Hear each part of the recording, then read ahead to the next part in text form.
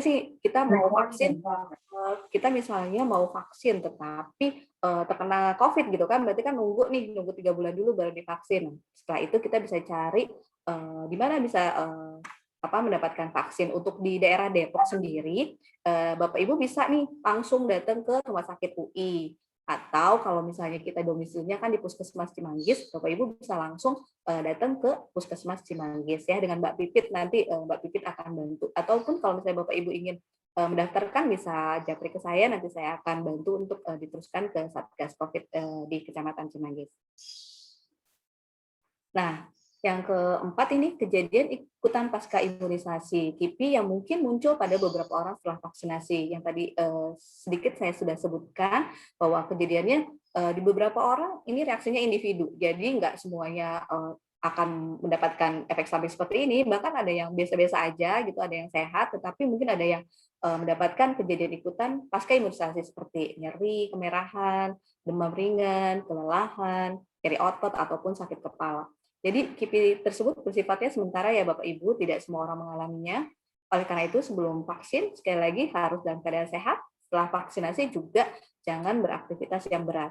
Ya, jadi kalau misalnya ada kejadian yang memang setelah vaksin langsung misalnya muntah-muntah ataupun diare ataupun demam yang nggak kunjung sembuh, Bapak Ibu bisa melaporkan nih ke Satgas Covid ya. Jadi ada di Pasienkes kita, puskesmas itu, kita bisa lapor ke sana untuk dipantau atau dimonitor oleh dokter untuk diberikan pengobatan. Di antara vaksin yang tersedia, vaksin mana sih yang terbaik? Jadi Bapak Ibu, vaksin yang ada di Indonesia, setiap vaksin mempunyai keunggulan dan kelemahan, baik dalam efektivitas, keamanan, maupun penyimpanan. Nah, Kementerian Kesehatan akan mengarahkan penggunaan vaksin yang ada untuk seluruh masyarakat Indonesia. Jadi vaksin yang sudah masuk ke Indonesia sudah memiliki izin edar darurat ya, Bapak Ibu. Jadi tidak perlu khawatir. Nah, alur pelayanan vaksinasi mungkin untuk Bapak Ibu yang belum divaksinasi. Dulu di awal-awal vaksinasi itu agak ribet nih alurnya ya. Jadi kalau kita di puskesmas gitu ya, Pasienkesnya itu ada 5 meja. Jadi mulai dari pendaftaran ini, screening sampai mungkin bertahapnya cukup panjang. Tapi sekarang cuma 2 meja aja. Jadi meja pertama dilakukan pencatatan ya, pendataan. Jadi Bapak Ibu mengisi suatu formulir, kemudian dilakukan tanya-tanya ya, observasi. Dari meja kedua Bapak Ibu sudah dilakukan tes kesehatan nih. Jadi Bapak Ibu dia akan di screening, cek suhunya, kemudian tensinya, bisa atau tidak dilakukan vaksinasi. Nah, kalau tensi kita dicek di atas 180/110 itu nggak boleh ya. Jadi dikatakan sebagai hipertensi. Jadi biasanya ditunggu nih 5-10 menit. Jadi kalau misalnya udah ditunggu 10 menit masih nggak turun-turun juga, jadi biasanya dokter tersebut akan memberikan obat untuk diminum ke Bapak Ibu, ya nanti kalau sudah turun tensinya baru bisa divaksin. Jadi setelah dilakukan screening cek suhu, kemudian screening tensi, ya Bapak Ibu langsung dilakukan proses vaksinasi oleh dokter ataupun perawat. Nah, kapan vaksinasi memberikan perlindungan? Jadi pada vaksinasi COVID, antibodi terbentuk setelah suntikan kedua nih Bapak Ibu. Nah, pada Sinovac, Bio Farma 14 hari setelah suntikan kedua, titer antibodi sudah mencapai titik tertinggi sehingga sudah memberikan perlindungan. Jika hanya 1 kali suntikan antibodi yang terbentuk masih belum tinggi titernya, karena itu suntikan kedua amat penting untuk mencegah penyakit. Jadi artinya kalau kita masih baru divaksin nih 1 kali, artinya kita masih belum cukup kuat nih antibodi yang terbentuk di dalam tubuh kita gitu ya. Jadi meskipun vaksin pertama udah boleh masuk mall gitu ya, mungkin Bapak Ibu sudah tahu bahwa kita sudah bisa masuk mall lewat aplikasi Peduli Lindungi, tetapi ada baiknya Bapak Ibu untuk bisa mengurangi kerumunan gitu ya.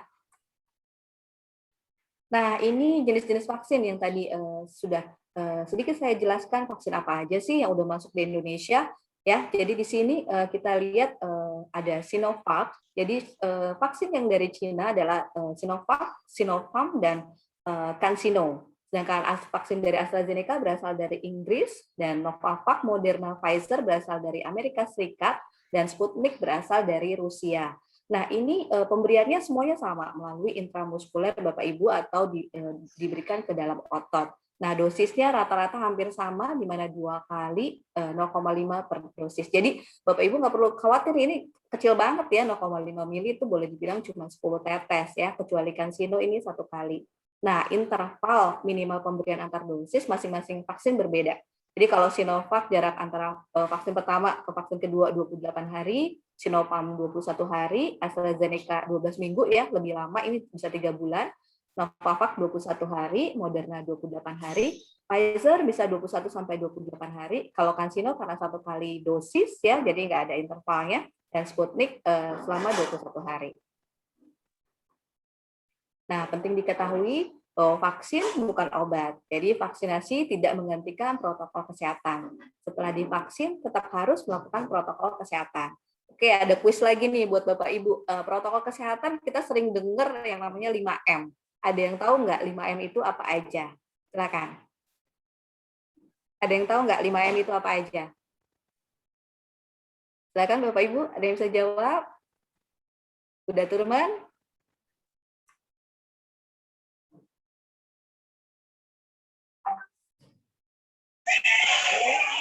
Tidak, mungkin? Jaga jarak, mencuci Jaga tangan. jarak, cuci tangan, benar. Memakai masker. Benar banget, pakai masker. Apalagi Bu? Kerumunan. Benar banget. Terus apa lagi Bu? Membatasi mobilitasnya. Iya, cakep. Ya, 100 nih buat Bu Ida. Bu Ida mau hadiahnya payung apa mau tumbler? Mobilitas. Hadiahnya mau payung apa mau tumbler nih, Bu? Bu Ida, nih tumbler kayak gini. Nanti bisa japri ya Bu ya. Oke, benar banget nih. Jadi kita tetap harus melakukan protokol kesehatan prokes 5M tadi ya, memakai masker, mencuci tangan, menjaga jarak ya, menghindari kerumunan dan mengurangi mobilitas ya. Jadi tetap selain kita sudah divaksin, kita tetap harus melakukan prokes 5M tersebut. Nah, Bapak Ibu kalau sudah mendapatkan vaksin, Bapak Ibu akan mendapatkan sertifikat vaksin nih, ya, yang biasanya diperoleh dari SMS 1199 ya, berdasarkan nomor HP atau bisa dibuka di website di Peduli Lindungi ya, yang bisa Bapak Ibu install di Play Store HP Android. Ya, terakhir kesimpulan adalah pemerintah sudah memulai program vaksinasi COVID-19. Jadi hendaknya masyarakat memanfaatkan kesempatan vaksinasi ini. Jika ada keraguan mengenai penyakit, penyerta dapat berkonsultasi dengan dokter yang merawatnya. Yang keempat, jika belum menjalani vaksinasi pada tahap 1, dapat menjalani di tahap selanjutnya. Ya, Bapak Ibu, jadi kalau sudah terawat yang seperti tadi saya bilang, terkena COVID, ataupun misalnya tiba-tiba hamil gitu ya, test pack ternyata hamil. Nah, itu gimana tuh vaksinnya ya? Berarti Bapak Ibu mesti tunggu sampai di semester ketiga seperti itu. Baik, itu saja Bapak Ibu, terima kasih. Mungkin ada yang ingin ditanyakan, kita sharing aja ya, saling berbagi, mungkin bisa saling mengingatkan. Siap, seperti itu Bu Siska. Oke, terima kasih Apoteker Dian.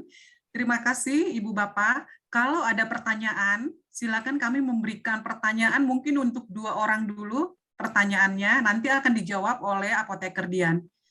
Dipersilakan Bapak Ibu semuanya.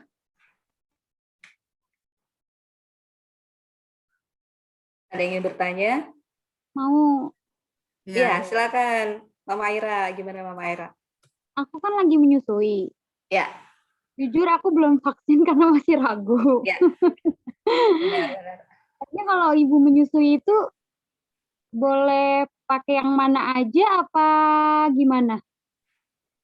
Oke, baik. Pertanyaannya bagus banget nih, gitu ya. Jadi sama di awal-awal, memang untuk yang ibu menyusui belum diperbolehkan begitu ya, tetapi sering dengan tentunya pemerintah mengakomodir kebutuhan dari masyarakat. Jadi untuk yang ibu menyusui bisa nih tanya ke dokter dulu, Mama Aira gitu ya, boleh nggak nih saya jadi mendapatkan rekomendasi, tetapi boleh mendapatkan rekomendasi mendapatkan vaksin atau enggak gitu ya.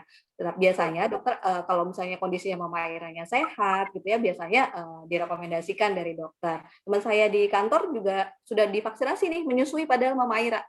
Jadi biasanya nanti di Fasiankes atau di tempat misalnya Puskesmas Cimanggis akan diberikan sesuai dengan kebutuhan. Setahu saya kemarin teman saya mendapatkan yang dari Pfizer begitu ya. Karena saya lihat beberapa teman yang dulu tidak bisa diberikan vaksin ya karena keterbatasan, misalnya dia punya komorbid kanker, kemudian terus anak-anak, nah itu dulu kan misalnya di bawah 12 sampai 18 nggak bisa. Nah, itu bisa menggunakan Pfizer. Jadi Pfizer ini bisa memfasilitasi beberapa yang memang tidak bisa diberikan menggunakan Sinovac begitu. Seperti itu, Mama Aira. Ada lagi, yang Bapak Ibu? Mungkin Bu Siska. Ya. Ada yang mau ditambahkan dari Bu Siska? Silakan. Udah sih, udah. Cukup. Baik. Cukup. Ada lagi Bapak Ibu pertanyaan? Saya mau tanya. Kemudian akan membagikan. Ada lagi apa para Bapak Ibu semuanya? Mau nanya, Bu. Iya, silakan. Siapa ini dulu? dengan siapa? Dengan siapa? Bu. Oh, dengan Mbak Ratu ya. Gimana Mbak Ratu? Bu, saya mau nanya, menurut Ibu, kenapa ada misalnya 2 orang nih Bu dikasih vaksin dengan brand yang sama, tapi menunjukkan KIPI-nya itu berbeda? Ya. Oke. Nah, ini juga bagus banget nih pertanyaannya Mbak Ratu. Jadi seperti yang tadi saya sudah jelaskan, bahwa KIPI ini tergantung dari reaksi individu. Jadi tergantung dari tubuhnya masing-masing nih. Jadi kalau misalnya seseorang itu sebelum vaksin dia nonton drakor dulu gitu kan. Ratu biasanya hobinya nonton drakor kali ya. Saya malam-malam gitu ya, kondisi yang nggak sehat, kemudian besoknya dia vaksin, biasanya kan tubuhnya jadi kurang sehat ya. Mungkin KIPI yang timbul mungkin demam karena kan biasanya kan lelah seperti itu. Ataupun misalnya nih setelah divaksinasi seseorang melakukan misalnya dia pekerjaan yang berat, mungkin pasti akan ada kayak cedera otot ataupun pegal-pegal seperti itu. Jadi memang KIPI seseorang itu berbeda-beda. Jadi ada yang memberikan efek ataupun enggak. Jadi biasanya sih pada tubuh yang sehat, kalau kita tadi yang memperhatikan mana yang boleh dilakukan ataupun yang tidak dilakukan, biasanya KIPI tidak menimbulkan efek ya. Contoh misalnya kayak seperti saya mendapatkan Sinovac begitu, efeknya tidak ada KIPI yang cukup signifikan ya, paling cuma lemes dan kepala lapar seperti itu. Jadi setiap individu reaksinya berbeda-beda gitu Mbak Ratu. Seperti itu. Ya. Tadi ada Ibu Zahra ya yang raise hand ya? Iya, silakan Ibu Zahra. Oh iya, oke. Saya mau tanya, ini kan di Indonesia ada beberapa jenis vaksin yang digunakan ya. Ya, terus kenapa efikasinya itu berbeda-beda? Itu yang pertama. Terus yang kedua, dari jenis vaksin yang ada itu menimbulkan KIPI yang berbeda-beda. Terus apa hubungan jenis vaksin yang ada selain karena materi pembentukannya dengan KIPI yang diakibatkan kemudian. Makasih. Oke, pertanyaannya bagus banget nih terkait dengan efikasi ya. Sering banget kita dengar yang namanya efikasi Sinovac cuma 60% begitu ya, AstraZeneca 70%, kemudian Pfizer, Moderna di angka 94 sampai 95%. Ini terkait dengan lamanya melakukan uji klinis dan populasi pengecekan gitu Mama Zahra. Jadi kalau misalnya dalam suatu obat sebelum rilis ke pasaran itu harus melewati beberapa fase tahapan ya, diantaranya adalah uji klinis. Kita tahu bahwa Sinovac itu di awal diimpor pemerintah untuk relawan yang melakukannya pun juga terbatas sedikit gitu ya, makanya kenapa efikasinya pun di 69%. Tetapi tingkat kemanjuran ini tidak bergantung dari efikasi, jadi sama-sama seperti itu. Seperti itu Mama Zahra. Terus yang tadi tentang KIPI berbeda tiap individu, ya tadi seperti yang saya sudah jelaskan ke Mbak Ratu, bahwa reaksi individu masing-masing orang itu berbeda-beda gitu ya. Karena bukan terkait dengan, yang satu isinya seperti Sinovac, vaksin yang dilemahkan atau dinonaktifkan, maka lebih ringan begitu. Enggak gitu. Ataupun misalnya, si AstraZeneca viral vector nih, berat nih, ataupun kita dengar sekarang Moderna yang katanya banyak sekali kasusnya seperti itu. Tidak seperti itu. Jadi KIPI memang sangat bergantung dari reaksi individu. Jadi kesiapan kondisi tubuh pada saat sebelum vaksin dan setelah menerima vaksin. Seperti itu. Sudah terjawab, Mama Zahra? Iya, terjawab. Terima kasih. Baik, sama-sama. Dan boleh saya tambahkan sedikit sih ya, bahwa semua efikasi dari vaksin yang ada di Indonesia yang udah masuk, hampir semuanya di atas 50% ya, Apoteker Dian ya, efikasinya. Betul ya. Tidak ada di bawah itu. Jadi sebenarnya memenuhi syarat semuanya. Iya, ya. Seperti itu. Dan itu tadi ada yang mungkin seseorang komorbid A dan B, mungkin dikasihnya vaksin A dan B gitu. Hanya itu aja sih, sebenarnya semuanya sama aja. Ya, Terima kasih. Ada lagi Bapak Ibu pertanyaan?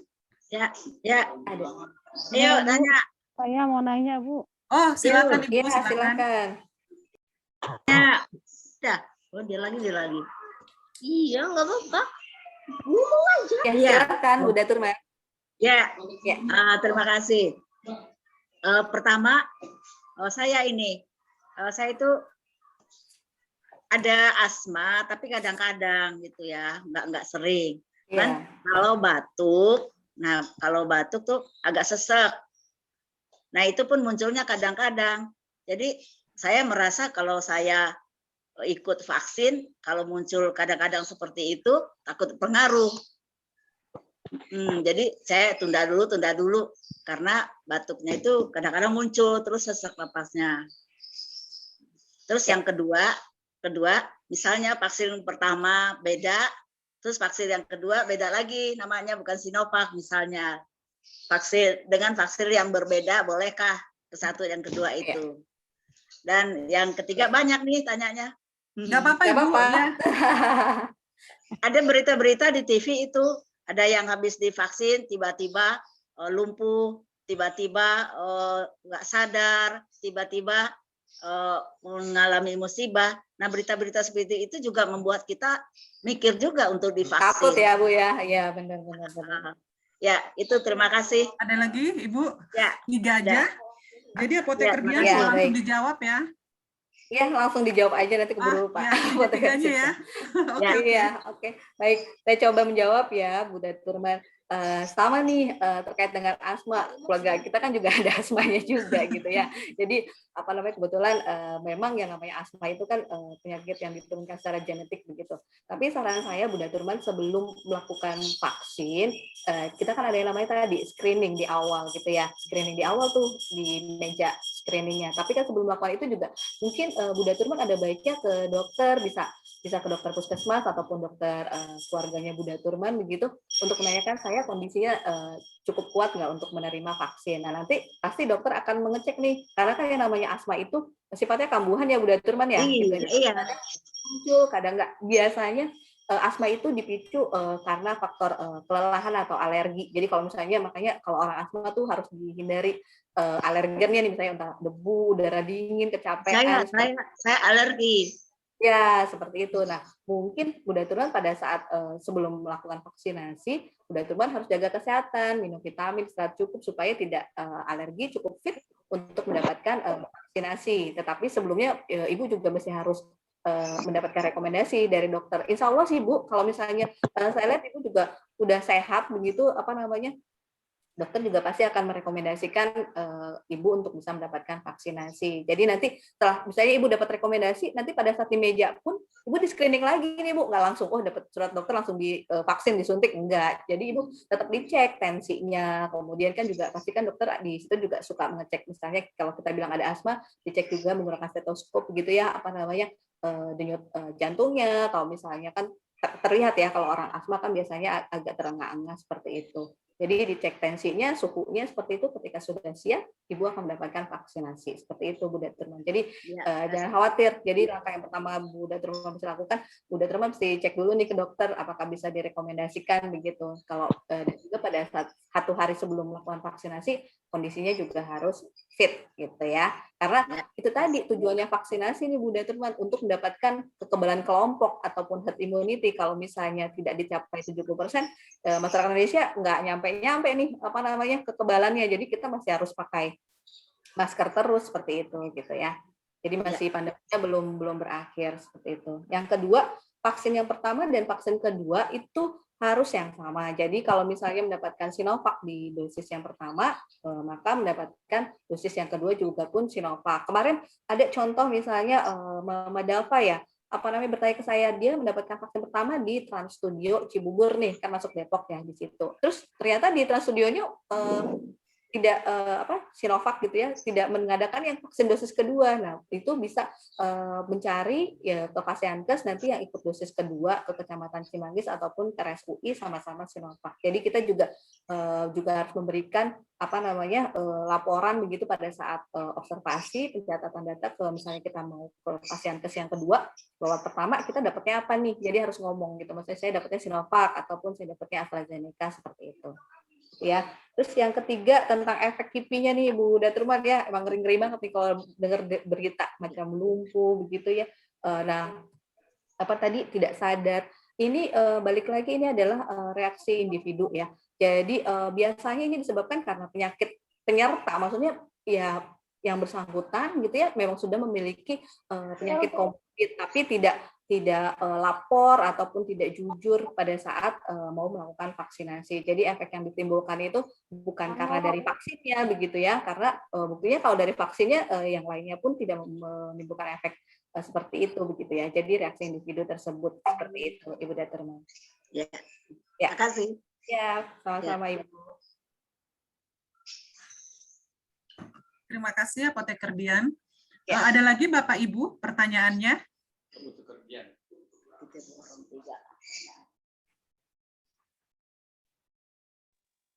Ya Ibu, saya Ya, mau silakan, bertanya. silakan. Ibu Saya Arnika ya. mau bertanya Bu, untuk penderita COVID yang sudah penyintas, itu kan sebaiknya 3 bulan setelah Ya, betul sekali, Mbak Arnika. setelah penyintas. Nah, kalau misalnya orang tersebut mau divaksin belum 3 bulan, apa boleh? Kalaupun misalnya boleh, itu biasanya efek samping yang terjadi itu biasanya seperti apa gitu. Ya. Itu aja. Oke. Makasih Bu. Baik. Terima kasih. Terima kasih. Silakan Apoteker Dian. Ya, terima kasih Mbak Arnika. Untuk penyintas COVID, memang dari rekomendasi dari dokter ataupun pemerintah adalah 3 bulan sejak dinyatakan sembuh. Kenapa? Karena untuk penyintas COVID, antibodi di dalam tubuhnya sudah terbentuk nih Mbak Arnika. Jadi kan istilahnya kita udah ada antibodi. Misalnya contoh saya penyintas COVID, antibodi saya belum bisa mendapatkan vaksin yang kedua begitu karena antibodi di dalam tubuh saya sudah terbentuk begitu. Jadi memang untuk penyintas COVID ditunggu sampai 3 bulan untuk bisa mendapatkan vaksinasi seperti itu. Karena tadi penjelasannya bahwa untuk penyintas COVID antibodi yang terbentuk sudah dihasilkan ya. Jadi tubuh sudah melawan si virus tersebut sehingga menghasilkan antibodi. Jadi tidak diperlukan vaksinasi dalam jangka waktu 3 bulan. Baru ketika 3 bulan, ketika mungkin antibodi dalam tubuh kita berkurang begitu kita membutuhkan vaksinasi kembali seperti itu, Mbak Arnika. Oke, terima kasih Bu. Ya. Ibu Nadira tadi raise hand. Halo Ibu, dengan Ibu Nadira. Iya, Ya, silakan Ibu. ini mau tanya, kan pernah dengar berita katanya kalau setelah 6 bulan itu efektivitas vaksin itu berkurang ya, apa benar seperti itu? Dan apa mungkin ada kemungkinan nanti kalau udah berkurang itu apa perlu vaksin lagi apa gimana? Oke. Terima kasih. Iya. Makasih di Silakan Mbak Dira ya. Terkait dengan 6 bulan ibaratnya tuh manfaat ya dari vaksin itu berkurang. Iya betul.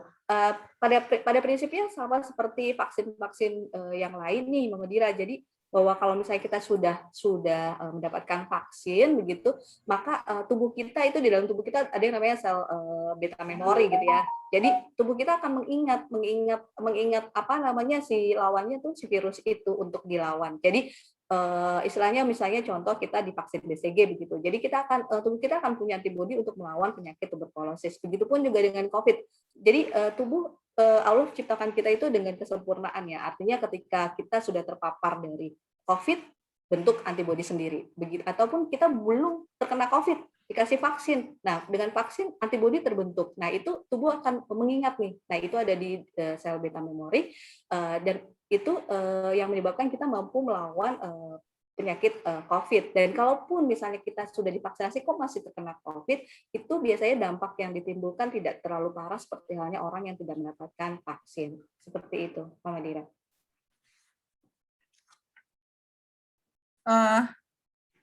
Ya. Halo, Ibu Nadira, sudah terjawab? Iya. Terima kasih. Ya, ya, jadi tubuh kita pasti akan inget itu gitu loh, Mama Dira, jangan khawatir. Jadi Oke. nggak perlu divaksin setiap saat ya, enggak. Jadi antibody itu udah langsung muncul gitu. Jadi kalau di dalam tubuh kita dia akan mengingat, oh nih lawannya siapa virus ini, dia sudah terbentuk seperti itu. Dan, soalnya kan seperti vaksin influenza ya tiap tahun kalau mau vaksin tiap tahun gitu ya. Iya, kalau influenza kan untuk kayak booster gitu ya, untuk meningkatkan daya perlu tubuh gitu ya. Kalau untuk vaksin COVID belum perlu ya? Belum perlu seperti itu. Terima kasih Mbak Dina. Ya. Ada yang bertanya di kolom chat Apoteker Dian, saya bacakan ya. Dari Ibu Ratu, apakah ada genetik yang juga dapat mempengaruhi KIPI? Dijawab dulu kali satu-satu ya. Oke, di sebelah mana ya? Boleh diulang kembali, Bu Siska? Apakah ada genetik yang juga mungkin mempengaruhi ya, genetik yang juga dapat mempengaruhi KIPI itu gitu loh? Oh, oke, baik. Langsung boleh dijawab ya? Iya, silakan. Oke, baik. Tentunya Mbak Ratu bahwa setiap genetik bisa merespon atau menghasilkan KIPI tertentu. Jadi kalau misalnya genetik seseorang itu misalnya dengan riwayat alergi parah ya, misalnya ada seseorang yang contoh deh misalnya ada saudara saya begitu ya, dia diberikan obat semacam kayak antalgin ya, itu dia memberikan efek alergi yang cukup parah. Artinya dalam tubuhnya dia itu khusus, padahal kita kan kalau minum obat antalgin nggak kenapa-napa ya gitu, mengurangi rasa sakit aja gitu, tapi dia langsung timbul ruam merah gitu ya, seperti itu, tidak sampai anafilaksis shock, tapi sangat membahayakan. Jadi tentunya setiap genetik seseorang itu sangat mempengaruhi KIPI yang akan ditimbulkan. Oleh karena itu, tiap kita pasti akan tahu lah, mungkin kita ketika kita berobat, makanya kenapa ada yang namanya screening alergi antibiotik enggak, ataupun biasanya kalau misalnya pasien ataupun seseorang tidak tahu, biasanya dokter atau perawat akan menyuntikkan suatu reagen ataupun tes begitu ya ke kulit kita, menghasilkan reaksi alergi atau enggak. Jadi sekali lagi kalau genetik mempengaruhi KIPI tentu. Jadi kalau misalnya di genetik kita sehat, alhamdulillah ya tentunya, dan itu pada umumnya tentu tidak memberikan KIPI yang signifikan seperti itu. Jadi sebaiknya tasya yogyanya setiap Bapak Ibu gitu ya sudah mengerti nih kondisi tubuh kita, saya itu alerginya apa ya. Nah itu yang mesti harus disampaikan pada saat screening ataupun observasi seperti itu. Begitu Ibu Siska. Ya. Terima kasih. Ada lagi yang bertanya di kolom chat terkait KIPI dosis pertama untuk dosis ibu menyusui, Apoteker Dian mengalami KIPI-nya sampai muntah-muntah. Jika akan menjalani vaksin kedua, apakah perlu untuk konsultasi sebelum menerima vaksin kedua? Ya, betul sekali. Silakan. Ya, betul sekali. Jadi KIPI-nya memang ini cukup hebat ya, maksudnya sampai mual muntah. Nah, tandanya di sini reaksi individu di tubuh kita tidak merespon cukup baik vaksin yang diberikan ke dalam tubuh. Nah, saran saya ini Bapak atau Ibu mungkin ya, Ibu mengunjungi atau berkonsultasi dulu ke dokter gitu ya, tentunya ke dokter untuk mendapatkan rekomendasi, boleh nggak nih saya punya KIPI mual muntahnya ini seperti apa dulu nih gitu ya. Nanti kan pasti akan diobservasi sama dokternya apakah yang bersangkutan Bapak Ibu punya riwayat sakit mah begitu ya, atau misalnya pada saat vaksinasi itu belum makan. Oh ya, tadi saya lupa menyampaikan bahwa sebelum vaksinasi itu baiknya Ibu ataupun Bapak sarapan dulu nih gitu. Jadi jangan sampai perut kosong gitu ya. Jadi respon tubuh ketika mendapatkan vaksin tidak menimbulkan efek seperti kita tahu mual muntah, itu salah satunya ketika asam lambung meningkat begitu, kita belum makan ya akhirnya menyebabkan kita mual muntah seperti itu. Nanti ketika dokter merekomendasikan oh nggak apa-apa mual muntah ini bisa diatasi mungkin dengan pemberian obat, dan dokter sudah merekomendasikan boleh mendapatkan vaksin kedua, ya Bapak Ibu bisa mendapatkan vaksinasi dosis keduanya seperti itu. Silahkan. Begitu Ibu Siska. Ya, Apoteker Dian banyak sekali yang bertanya. Ya. Mungkin akan kita batasi ini di kolom chat ya. Ya, baik. Mbak, untuk vaksin Nusantara mengapa tidak digunakan di Indonesia dan pada akhirnya digunakan di negara lain? Seperti itu. Ini polemik ya. Oke. Ya, betul.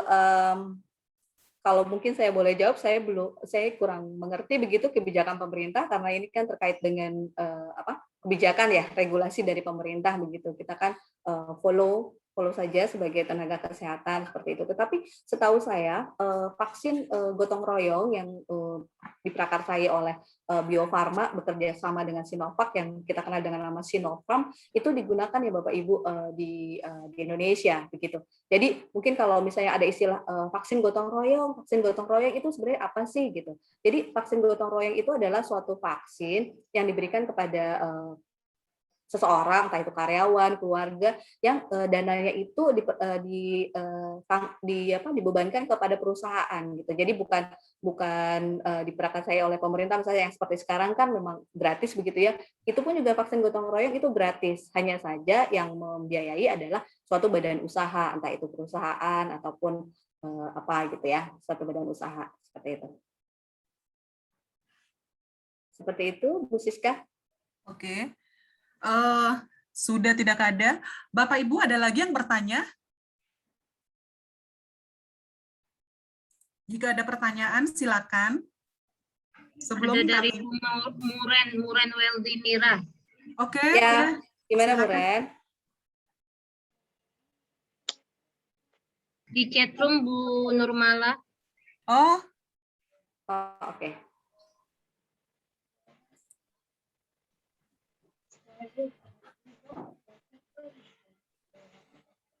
Oh, oke. oke. Kalau Ya. ada pasien diabetes Pasien. tak terkontrol, apa selamanya tidak Apa akan bisa divaksin ya? Kemarin ada tetangga saya vaksin GD-nya 360.000 dan diberikan surat tidak bisa divaksin. Oke, ya, baik, Muren, Mbak Muren, terima kasih ya atas pertanyaannya. Jadi untuk yang tadi seperti slide saya sebelumnya ya, bahwa mana ya yang tidak boleh divaksin. Nah, ini dia. Jadi di poin B di sini dinyatakan bahwa orang dengan penyakit penyerta yang tidak terkontrol seperti diabetes ataupun hipertensi disarankan tidak menerima vaksin. Artinya untuk penderita komorbid hipertensi diabetes ini memang betul-betul harus mendapatkan rekomendasi dari dokter bahwa dinyatakan aman untuk mendapatkan vaksin. Sama seperti yang lainnya ya, penderita mungkin yang tadi seperti asma, seperti Bu Daturman begitu, tetap harus mendapatkan rekomendasi dulu dari dokter dinyatakan sehat atau tidak. Seperti itu Mbak Muren. Jadi memang mungkin antusiasme dari masyarakat tinggi nih, saya mau cepat divaksin dong supaya saya bisa mendapatkan kekebalan gitu ya, supaya bisa mencapai herd immunity masyarakat. Tapi tentunya harus disesuaikan dengan kondisi tubuh kita gitu ya. Jadi tidak perlu dipaksa seperti itu. Begitu, Mbak Muren, cukup jelas ya? Puas ya, Mbak Muren? Ya. Ada pertanyaan lagi, Bapak Ibu, yang mungkin yang terlewati? Ibu izin tanya. Oh, silakan. Laila ya? Laili Ya, Surabaya. gimana? Laili ya? Mau tanya, untuk ini kan kita beli vaksin kemudian saya Bu, yang untuk Surabaya. Nah, itu banyak banget yang ngalami kipi, dan kalau yang disarankan sih emang cuma paracetamol aja. Nah, untuk obat-obatan lain itu menurut Ibu apakah direkomendasikan atau tidak, atau kayak gimana Bu? Karena kan efeknya kan sampai banyak banget yang tumbang kayak gitu loh Bu di tim toko ini gitu. Tumbangnya Gimana Bu? seperti Mungkin ada gimana, Mbak Leli? demam, terus nyari pusing semua gitu Bu, sampai banyak yang izin nggak masuk gitu. Vaksinnya Bukan apa modus ya, Bu? ya? Maksudnya apa ya gini, yang dipakai? Mbak Siska. Jadi kejadian di Ya. Surabaya setelah mendapatkan vaksin, kipinya itu banyak yang demam tinggi Ibu. begitu ya, Iya, tumbang-tumbang itu maksudnya demam ataupun misalnya sakit kepala seperti itu gitu ya. Oke, baik Mbak Leli. iya, Jadi terima kasih. pada prinsipnya, ya baik.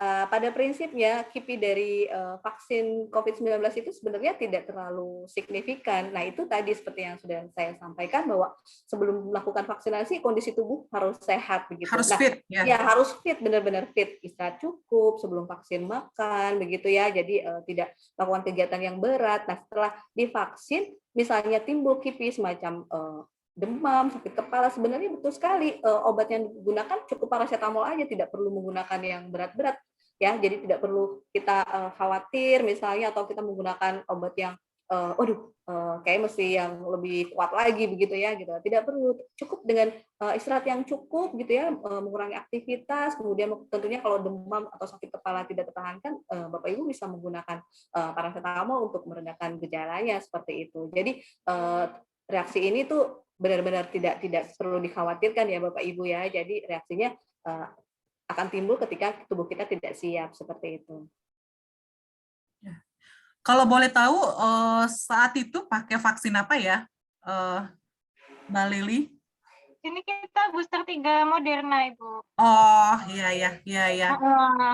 Terus kalau vitamin gitu direkomen apa ya, Bu? Kira-kira soalnya kan ini kita banyak yang ini juga sih, selain paracetamol, apa ya, kita rekomen pakai vitamin aja gitu. Mungkin apa pakai yang jadi vitamin mungkin ini apa aja gitu, kemudian yang apa ya, yang Ibu Moderna.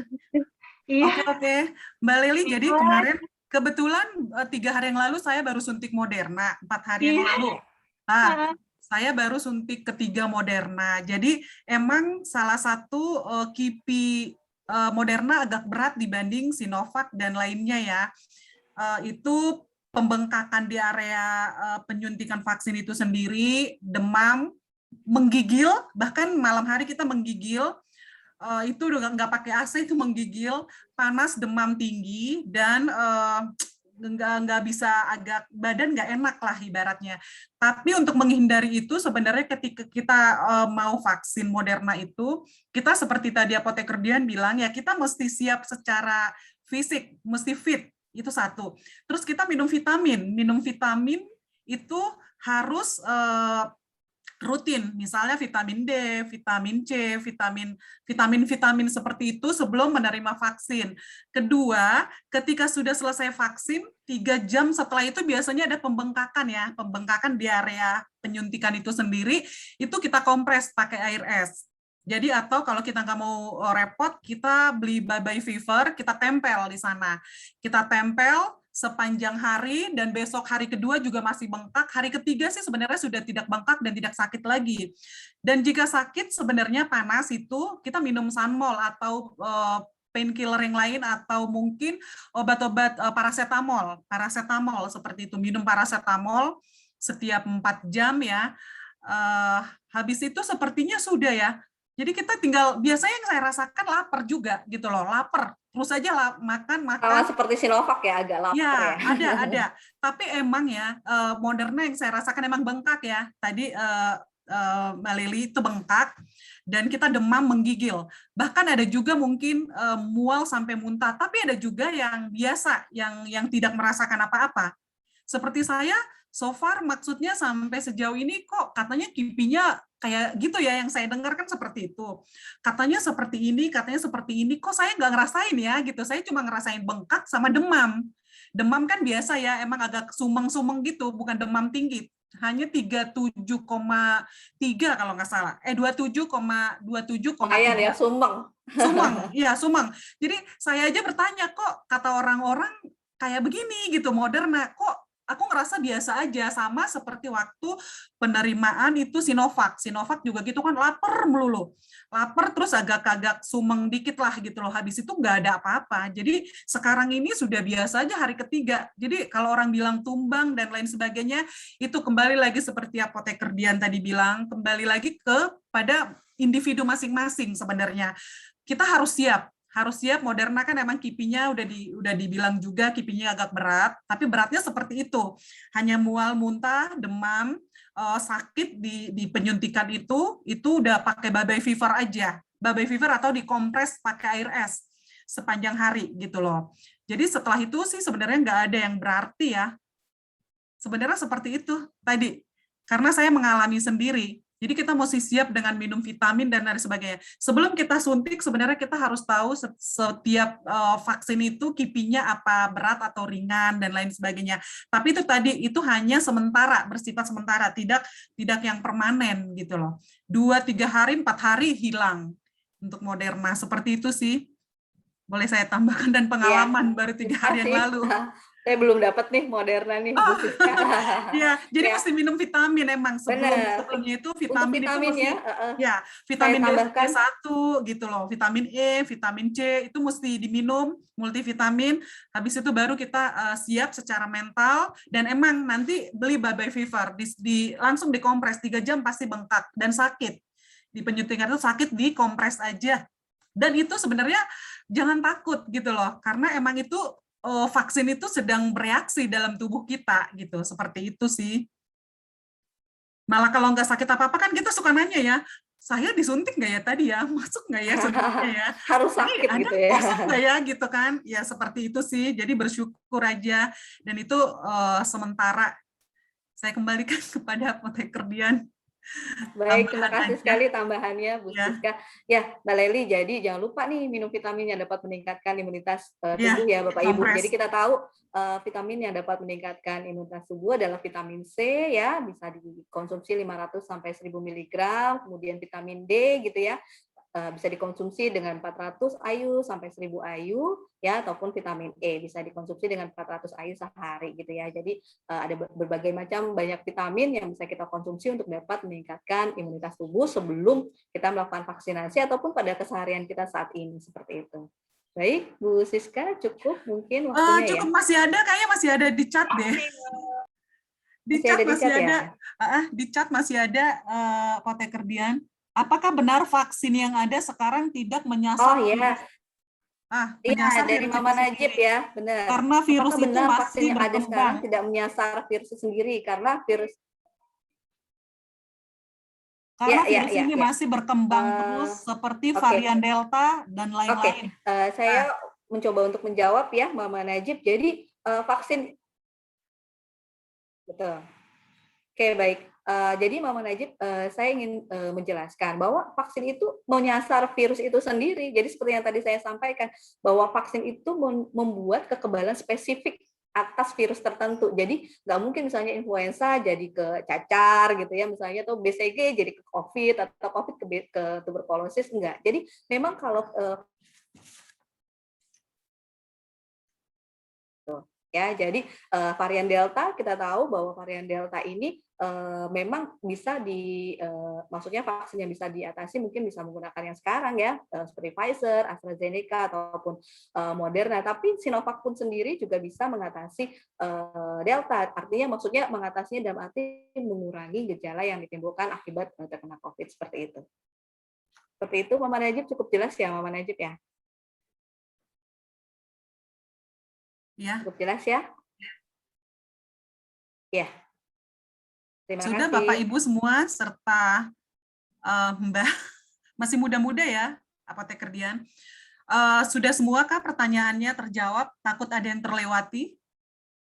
Sudah ya. Sudah, baiklah Apoteker Dian, terima kasih untuk pemaparannya tentang penyuluhan vaksinasi buat masyarakat.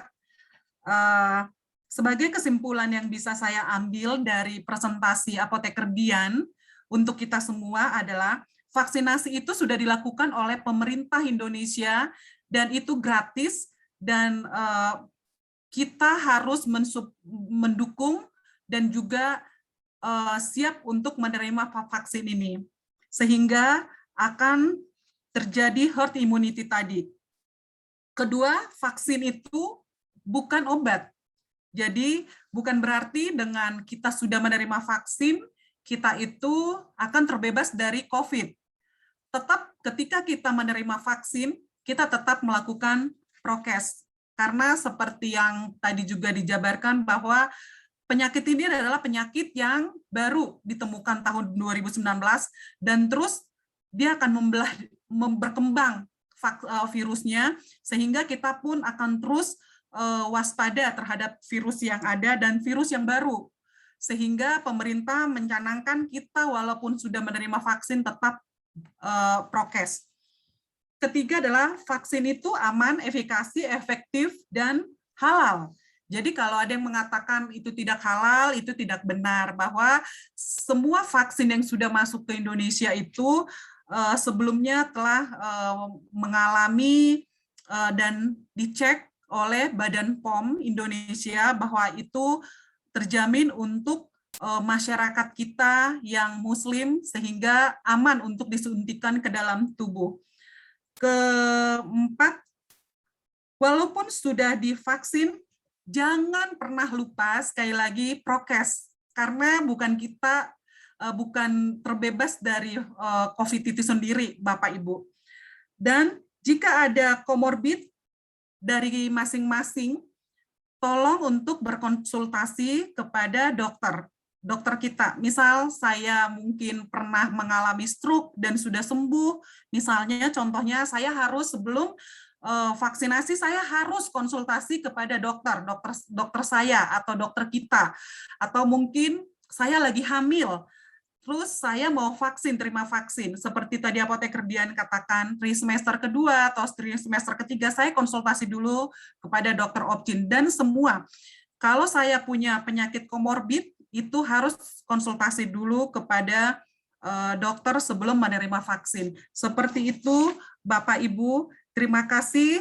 Mungkin Apoteker Desi, apakah akan diulang lagi untuk foto atau sudah bagus hasilnya? Halo, Apoteker Desi. Udah Kak, udah nggak usah. Oh, sudah tidak. Jadi langsung penutup aja ya.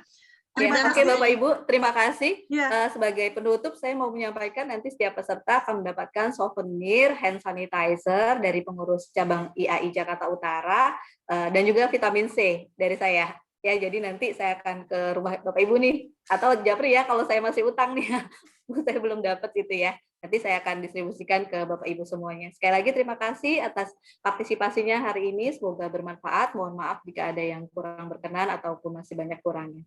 Terima kasih. Oke, Apoteker Dian. Terima kasih. Mungkin saya pantun dulu kali ya. Siang hari ke tempat jahit Pak Kodir. Tak lupa membawa peniti. Boleh. Terima kasih sudah hadir. Semoga ilmunya berkenan di hati. Dan terima kasih Bapak Ibu semuanya. Tanya obat, tanya apoteker. Apoteker Indonesia bersama masyarakat melawan COVID-19. Kami masyarakat Indonesia dukung dan siap divaksin COVID-19. Masyarakat sehat, masyarakat cerdas dan maju. Terima kasih Bapak Ibu. Sampai bertemu. Assalamualaikum warahmatullahi wabarakatuh. Terima kasih Bapak Ibu semuanya. Terima kasih ya. Waalaikumsalam. Terima kasih ya. Terima kasih. Ya, terima kasih. Terima kasih. Ya, terima kasih. Terima kasih. Assalamualaikum. Salam. Terima kasih Bapak Ibu semuanya.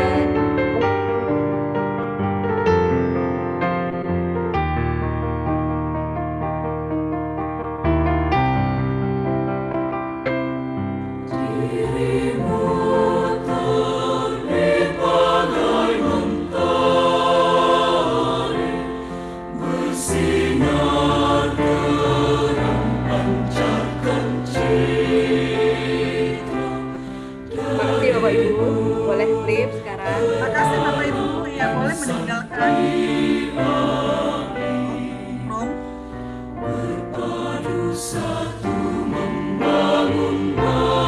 Terima kasih Bu Siska. Terima kasih CIAI Jakarta Utara. Makasih. Terima kasih. Saya izin live ya. Terima kasih. Makasih Bu. Ya, terima kasih. Ya, izin